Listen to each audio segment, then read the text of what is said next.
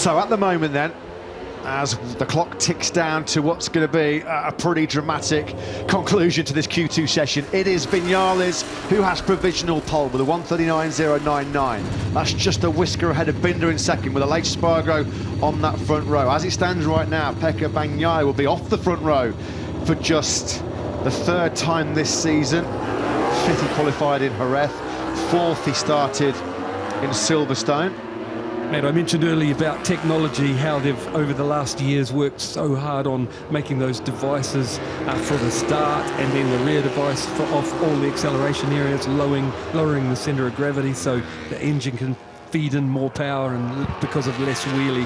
And there's been a big fight in aero as well, which everyone can see clearly, but it really, like I mentioned earlier, it feels obvious to me that there's a big fight in the clutch area now as well, because it's not just the start where the clutch is so important to position your rider so you don't have to have that dirty hot air on your front tyre, and it's so difficult to overtake, all the machines are, so the start is important, but it's also managing it on the entry, you know, because if the bike isn't stable and help you engine brake wise, you can't stop.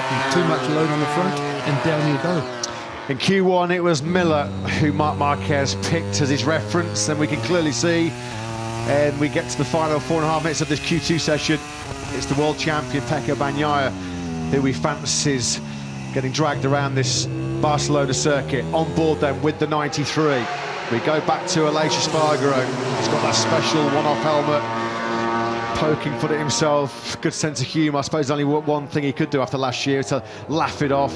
One more lap, it says on that one off the helmet. Of course, after this time last year or 14 months ago, from pole position, his home Grand Prix, Aleix Espargaro miscalculated the laps and of course celebrated one lap too early. Thought he was second behind Quartararo, dropped back to 5th place. Here we go then, now then. They've got temperature in the tyres, they've worked themselves up to their rhythm and their speed, and now it's time to make it count at the end of this Q2. Aleix Espargaro is on a flyer here. We pick him up going down the hill, tricky downhill braking zone into the first gear, turn 5 in. He is up by a big margin through that first split. And the second split will tell it. Yes, he's moved it slightly again, but Matt, he's going to need more than that to stay in first position. He's going to need more. He needs to make more over the next 2 splits. Red hot laps coming in, red sectors from Bagnaia, from Martin as well. Bagnaia, of course, his speed will be the perfect reference for Marc Marquez, who's hanging on to the back of the factory Ducati. It was Miller, the KTM, that dragged around Marquez to a spot in this second qualifying session. Here was Aleix Espargaro then. This is him at turn 12, right in front of the main grandstands here. He'll have vociferous support from his home crowd in the sprint this afternoon and the Grand Prix tomorrow. Aleix Espargaro's absolutely nailed that third sector. He's been so good in turns 13 and 14 to complete this lap. Over the line he comes. This is going to be a 1:38. It is indeed a 1:38.752. And Aleix Espargaro, oh, that is a statement. He moves nearly 3.5 tenths clear of Maverick Viñales, as it was on Friday afternoon. Here we have an Aprilia 1-2. Brad Binder still in that third place. Oliveira's lunging on the inside of Marc Marquez into that final corner. That was Rossi versus Lorenzo in the Grand Prix, wasn't it, all those years ago? Pecco Bagnaia, though, as he so often does, the number one back in P1, a 1:38.639. There's your new all-time lap record, folks. You wondered if it would come, and it has been delivered by the world champion.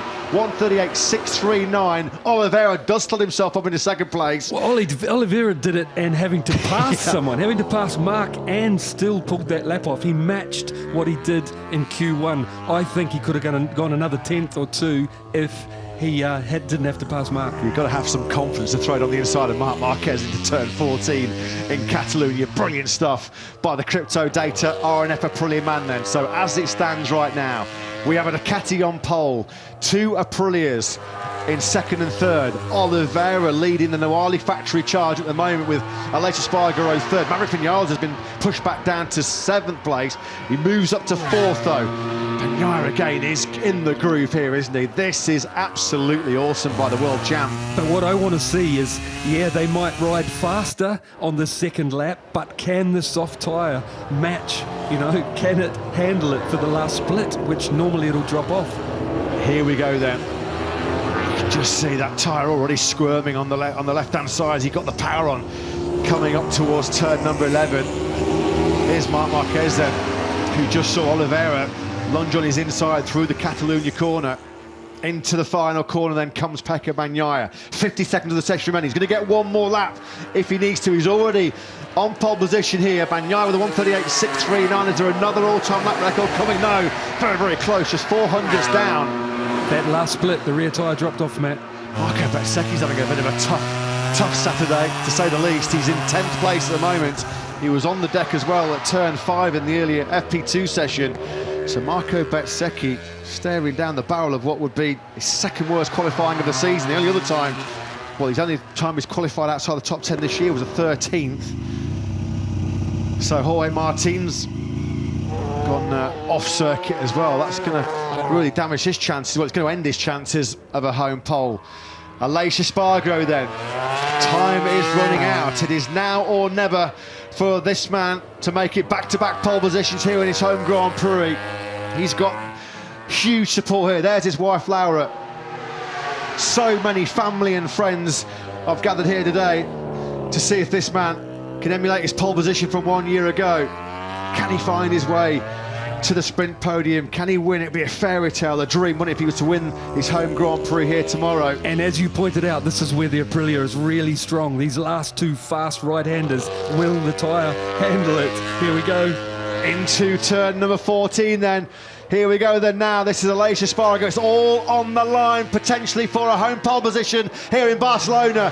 Over the line, Aleix Espargaro comes. It's not good enough. He takes the checkered flag, a 1:38.743. It's still good enough for the front row. The Aleix Espargaro fans, they're pretty happy. He's got a signature on that board as well. Congratulations to that fan. Aleix Espargaro then. There are no back-to-back poles for him. Marco Bezzecchi then's going to take the checkered flag.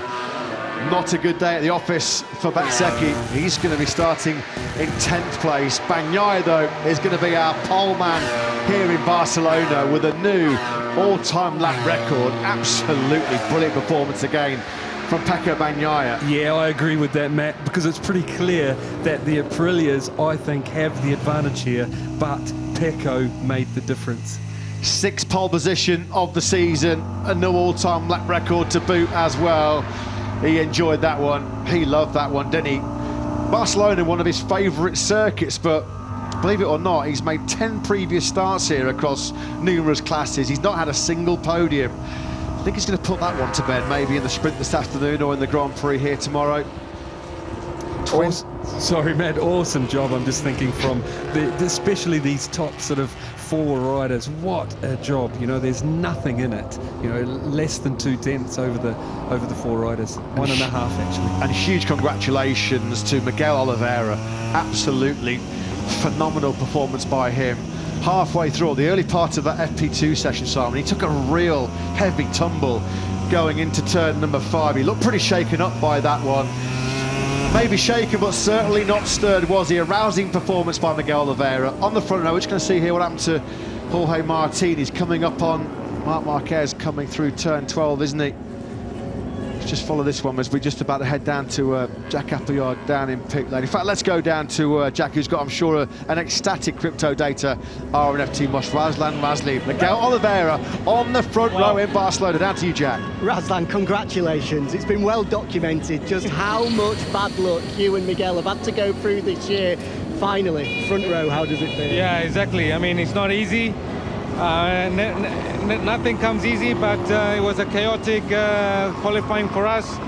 Not a good pre-practice this morning for Miguel with that crash, but you know, this guy Miguel just picked himself up to be first in Q1, and to do what he did just now was simply amazing.